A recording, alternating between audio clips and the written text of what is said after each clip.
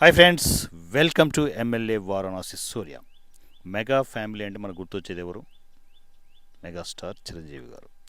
So Chiranjeevi గారి తర్వాత place ఎవరిది అనే క్వశ్చన్ వస్తే దానికి ఆన్సర్ ఎవరైనా కూడా విమర్శలు చేసే వాళ్ళు కూడా చెప్పే పేరు పవన్ కళ్యాణ్ గారు. కానీ పవన్ కళ్యాణ్ గారు మన కోసం, మన బతుకులు మారడానికి రాజకీయాల్లోకి వచ్చేస్తున్నాను, సినిమాలు కేవలం నా జనసేనని కాపాడుకోవడానికి మాత్రమే అని బాహాటంగా చెప్పారు ఆయన. అవునా? సో పవన్ కళ్యాణ్ గారు ఆ రేస్లో లేరు. పవన్ కళ్యాణ్ గారు ఆ రేస్లో లేకపోతే నెక్స్ట్ ప్లేస్ ఎవరిది? ఇమ్మీడియట్ ఎవరైనా చెప్పే పేరు రామ్ చరణ్ గారు. మరి రామ్ చరణ్ గారిని ఓవర్టేక్ చేసి ముందుకెళ్ళాలి అంటే ఐకాన్ బాబును ముందు పెట్టాలి. అవునా? ఆ ప్లానింగ్లో భాగంగానే మా అల్లు మాయ, అల్లు బాబాయ్, అల్లు మాయ, అల్లు అరవింద్ సార్ చేస్తున్న ప్లానింగ్లు ఇవన్నీ. ఈ తొక్కలో ప్లానింగ్ల వల్ల ఎఫెక్ట్ వచ్చేది ఎవరికి? ఐకాన్ బాబు కెరియర్కి. ఆ విషయం எனக்கு అర్థం కావడంలే. చాలా తెలివైన వాడిని, నాకంటే తెలివైన వాళ్ళు సినిమా ఇండస్ట్రీలో లేరు అనే బిల్డప్లో అల్లు అరవింద్ గారు ఉంటారు. అవునా బాబాయ్? అంతేనా?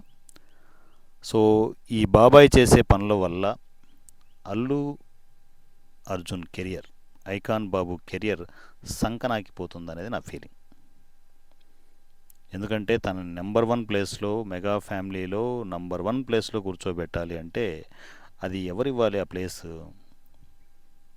మెగా ఫ్యామిలీ అభిమానులు ఇవ్వాలి.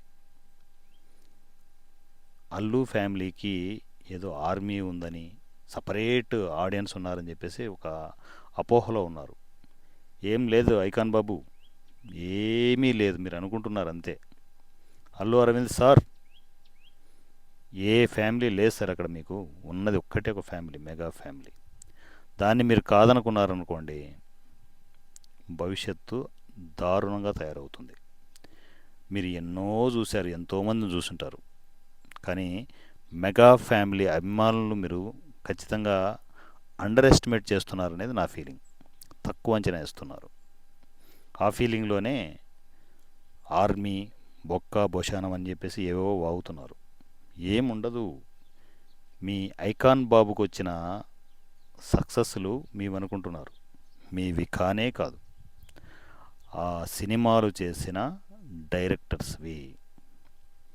ఆ విషయం మర్చిపోయారనుకోండి, కాసేపు ఒకసారి మీకు ఇచ్చిన హిట్స్లో వరుస పెట్టి ఒకసారి చూసుకోండి.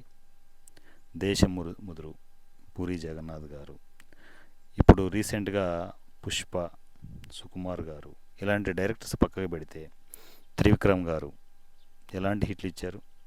అవునా? ఈ డైరెక్టర్లు అందరినీ పక్కకు పెడితే ఏంటి ఐకాన్ బాబు? ఐకాన్ బాబు ఏంటి? కొత్త డైరెక్టర్లతో చేయమని చెప్పండి, ఎలా ఉంటుందో కెరియర్? సంకనాకిపోద్ది. ఓ 4 సక్సెస్లు ఉన్నాయి కదా అని చెప్పేసి మెగా ఫ్యామిలీ నాదే, రామ్ చరణ్ కూడా పక్కన పెట్టేస్తాం అని అనుకుంటే అది ఇంత ఈజీ కాదు. మీరు సినిమాల్లో చిన్న ప్రొడ్యూసర్లను తొక్కినంత ఈజీ కాదు అల్లుమాయ. అంత ఈజీ కాదు. మారిపోయింది జనరేషన్, మీరు మారాలి. సోషల్ మీడియా చాలా మారింది. ఏ తప్పు జరిగినా కూడా లెఫ్ట్ లెగ్తో తన్నే జనాలు ఇక్కడ ఉన్నారు.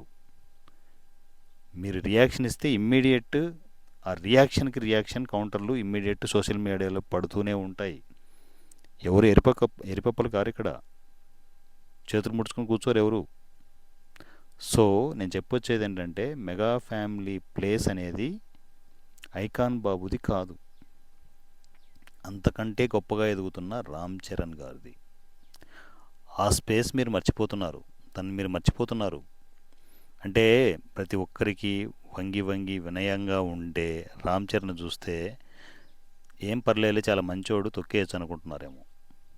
రామ్ చరణ్ తొక్కడానికి కష్టం డార్లింగ్. మెగా ఫ్యామిలీ మొత్తం రామ్ చరణ్ చుట్టూనే ఉన్నారు.